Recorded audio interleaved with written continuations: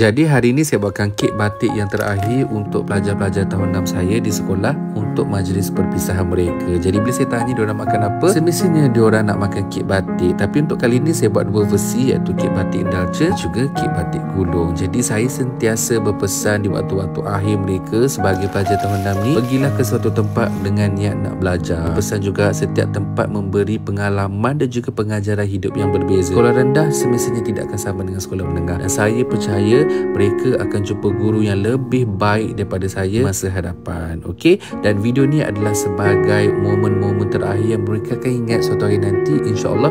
Bukan ingat pada saya saja, tetapi guru-guru yang pernah mengajar mereka. Jadi alhamdulillah dah siap pun kek saya ni, tinggal nak potong je. Ini adalah versi gulung sebab diorang pun request kan, macam saya cakap tadi, diorang request nak makan kek batik gulung. Dan saya juga dah siapkan makanan dengan akak kantin dan juga buah potong, ayam goreng pun ada. Jadi kita raikan semua untuk hari-hari terakhir pelajar-pelajar tahun 6 ni. Dan insya-Allah di mulut saya tidak pernah berhenti mendoakan supaya perjalanan anak murid saya ni dipermudahkan di dunia dan di akhirat, insya-Allah. Dan ini saya dekor sedikit coklat dekat atas untuk saya raikan bersama-sama dengan anak murid saya. Sebab saya nak semua pelajar-pelajar diraikan, cemerlang ke tak cemerlang ke, sebab ini adalah hari terakhir mereka. Jadi saya dan guru-guru lain akan pastikan mereka akan dapat kenangan yang paling baik dalam hidup mereka.